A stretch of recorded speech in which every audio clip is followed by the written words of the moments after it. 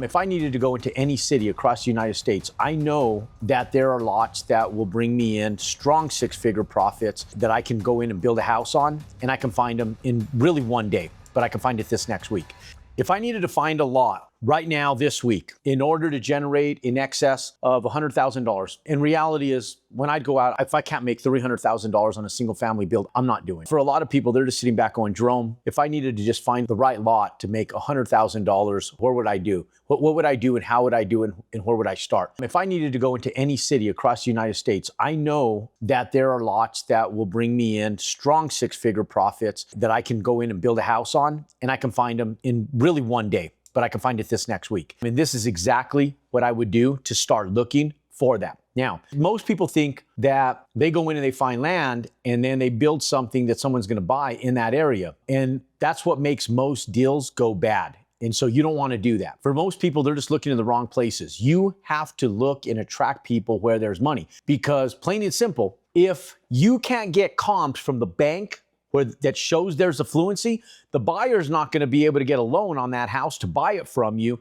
hence putting you in a very compromising position when it comes to resale. So you have to service affluency. Now, we're not looking for ultra wealthy. We're not going after $20 million homes in Beverly Hills. We're not doing that. We're going into affluent neighborhoods. And what I always tell people is you have to understand that the doctors, the physicians, the high-end scientists, the engineers, the business owners that have the successful companies in town, they don't typically live in the same subdivisions as the police officers, the teachers, the clerk that works at the grocery store and at the post office. These folks all live in different neighborhoods. So what we do is we want to go after the affluency. We want to go after the doctors. We want to go after the engineers. We want to go after the scientists. We want to go after those self-employed folks that own the successful businesses in town. Those are the areas that we're going to go straight to. So, in today's day and age, like, you just ask AI, no matter where you're at. So let's take, for example, any random city across the United States. Like, I like using like Oklahoma as an example. Let's go to like Kansas City for an example. Let's go to, like Columbus, Ohio for sake of example. And we go in and let's talk about affluency in some of these less than affluent states, right? Like, they're just average states. They're not like Southern California of the world. They're not like the Northern San Francisco Bay Area of the world. They're not like the Miami of the world. They're just sedentary. They're just average, right? So if I go into any average city across the United States, where do I find money? And that's the big question. Like, where does that money sit? And that's where I want to go find land, because I know that the comps in those areas are going to support my resale value that's ultimately going to give me a profit. So I don't go in to a city, get off the airplane and go to the homeless shelter. I go get off a plane, I go into an area and I ask people, where's their affluency? If I want to build a house and I want to go in and I want to know that I have the best schools and the safest neighborhoods to live in, where would I live? And those are the questions that you ask yourself. Safe neighborhoods, best schools, and growth where there's affluency. So I just ask AI, if I want to build a house in Tulsa, Oklahoma, that in an area where there's affluency, new construction, the best schools, and the lowest crime rates, where would I build a home? For new construction, top schools, and low crime in the Tulsa area, consider the suburbs of Jenks, Bixby, Owasso, and Broken Arrow. These are known for safety and good schools. Okay, that just gave us 1, 2, 3, 4, 5 areas. Okay, now let's read on these really quick. Suburban luxury meeting the Arkansas River. Okay, so that's Jenks. I like that. It says affluency. Okay, Bixby, let's see about Bixby. Growing suburban south of Tulsa, famous for its small town feel, ranks A in public schools and extremely safe neighborhoods. Is there affluency there? Modern suburban amenities, master plan communities, maybe. I'm gonna put a question mark by Bixby, okay? I don't know if there's real money there. Owasso, okay? Owasso offers great balance of affordability and high quality education. I don't really want affordability. Like, why do I want affordability? I want money. I want to know I'm going to an area that there's money. That's what I want. I don't want affordability. I want money. Okay? And so you got to look at reality. People are like, Jerome, you sound evil saying I want money. No, look, guys, if you're going to do this, if you're going to make money, don't do it. Like, go join the Peace Corps or something. I mean, if you want to go in and you want to do something great for good for people, go in and fix your finances first, then take that and then go do good. But you got to fix what you're doing right here on home plate first. So Owasso, maybe, I doubt it. Okay, Broken Arrow, Tulsa's largest suburban. Broken Arrow blasts huge selection of new constructions, subdivisions, great schools, walkable entertainment, affordable living, maybe. Okay, so Broken Arrow's a maybe. Okay, I'm thinking that Jenks and Bigsby are my two areas. So I'm going to drive to the more affluent areas first. So I get off the plane in the airport and I'm going to say, can I get directions from the Tulsa International Airports to Jenks, Oklahoma? 23-minute drive. Okay. So I got this 23-minute drive. Now, all I'm going to do is I'm going to hit directions. And someplace on that 23-minute drive, I'm just going to look for affluency. I'm just going to start driving there. I don't need an address. I don't need nothing more than my visual eyes to look and see where there's money. You know where there's money because when there's nice homes, when you sit back and you have that wow factor, you drive by them, you don't sit back and go, I'd live there. Yeah, I'd live there. Because I go by a lot of places like, yeah, I'd live there, maybe. You know, it's not that. You want to go back and go like, yeah, I live there. Like, yeah, like I definitely live there. That's how you know that you've hit affluency, because you sit back and you're driving, you sit back and go, yeah, like I live there. That's my business model. It's like it gives you a little bit of that wow factor, right? So 22 minutes, I'm just going to drive. And when I start driving that little blue line and I start, all I'm looking for is affluency. When I start seeing affluency, I'm looking for signs that say for sale. I'm going to veer off. I'm going to veer off the interstate. I'm going to veer off the freeway. I want to know where those houses are. Now, I'll even look for the program communities because I know if there's building going on with the program communities, someplace in that vicinity, within a few miles from there, there's going to be some affluency and people building bigger, nicer homes in better, more affluent neighborhoods. Okay. And that's all I'm going to do. I know that if I drive to Jenks, I'm going to find affluency. Let's check it out, okay? And let's do this for one other city really quick, okay? Okay, let's actually do this right here online.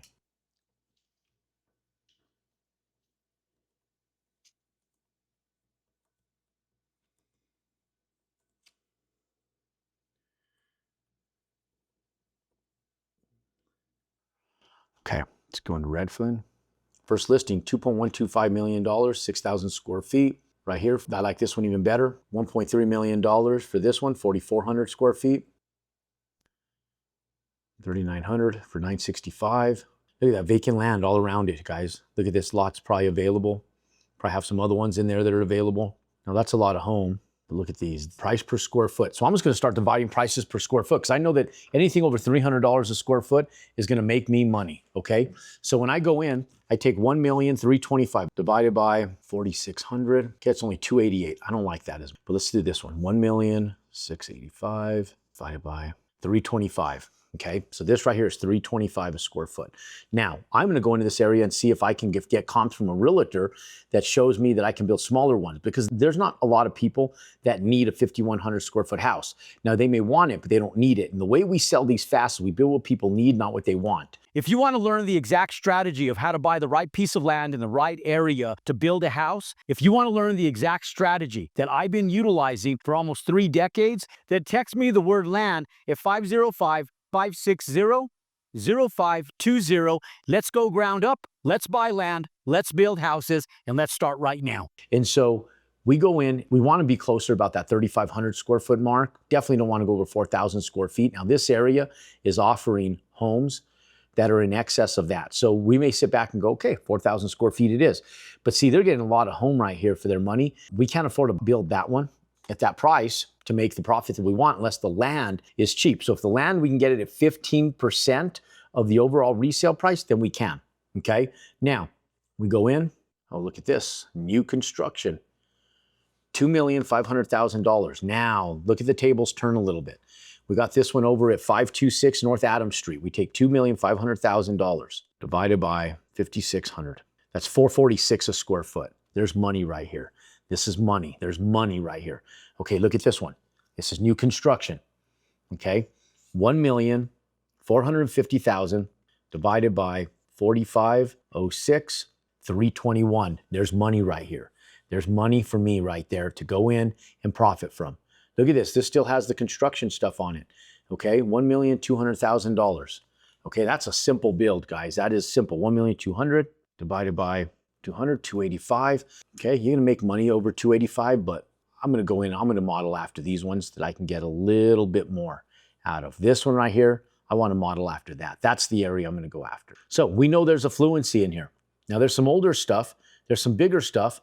There's this one over here for 1.7 million, 1070 divided by 3,800. There's 281, okay? I wanna be over $300 a square foot.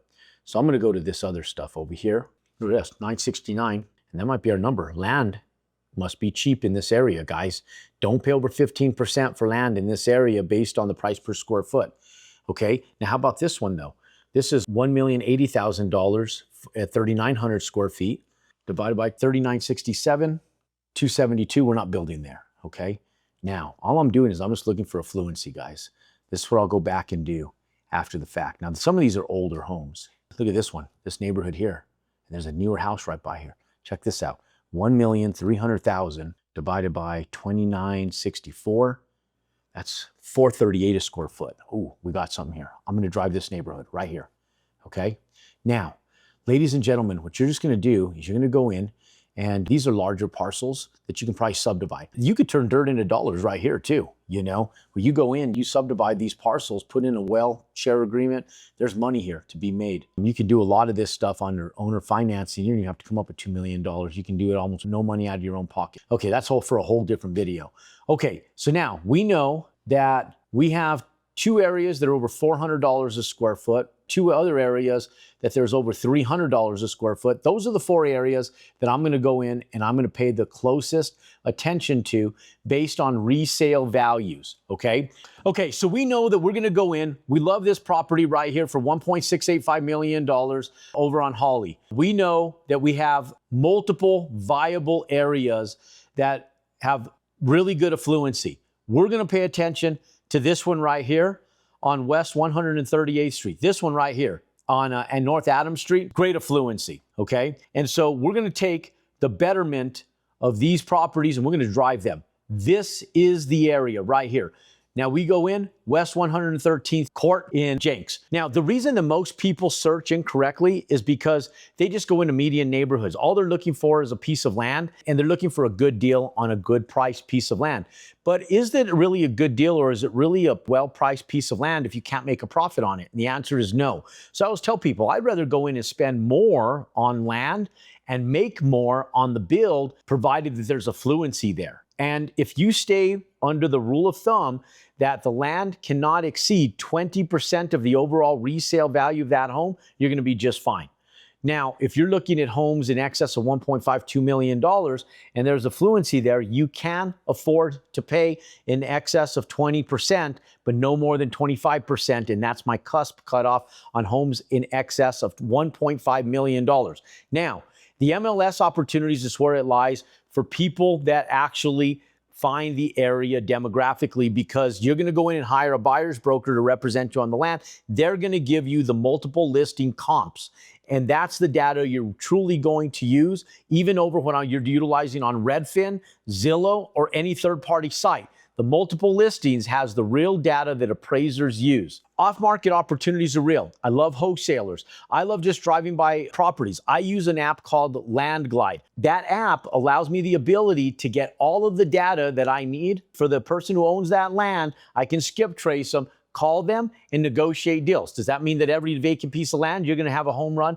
Lay me down? No. But if you call 20, 30 lots in the course of one afternoon, you're going to probably find 1, 2, 3 deals out of that legwork that you did in a very modest amount of time. Now, there's what's called builder's closeout inventory. The builder's closeout inventory is just inventory that they need to liquidate because they're trying to de-risk their project. They're trying to liquidate some lots. They're trying to get financially liquid again, and they'll go in and sell builders lots like you to go in and take over some inventory so that they can free up capital. That stuff exists everywhere. And there's developers that don't build. They just go in and they develop the land, they sell it off, and that's their business model. And that's for you to go in, you end up paying the builder's price on it, and you go build. And if you just stick to the 15 to 20% rule on your land cost, then you're going to be just fine going in, provided that you're building in homes in excess of $285 resale value per square foot. Okay? You want to follow progressive growth. Wherever the city is promoting growth and economic growth is where you want to follow. How do you find that? You go down to economic development, you sit down with the city in a very quick, modest amount of time, and you just go in and you talk with them, and they're going to tell you where the progressive growth that the city's experiencing, and you're going to follow growth patterns. And last but not least, the areas that I throw red flags up at is just broke areas. Areas that there's no affluency, less than $285 square foot resale values, older homes, no new construction, no proof of concept. I want affirmation. I want the closest guarantee that I can get, because one thing I know is that data doesn't lie. And if I can control all the variables that are in my control, I know I limit my liability and increase profitability. Ladies and gentlemen, for more content just like this, to be able to go in and successfully buy land, build houses for large profits, then click and subscribe to my YouTube channel. If you want to learn how to buy land and profit from the land that you build on, text me the word BUILD to 505-560-0250. Text me the word BUILD right now, and let's buy land, let's build houses, and let's start right now. Click and comment down below. Let me know your comments. Give me that thumbs up. Click and subscribe, and until next time, go out and compound your success.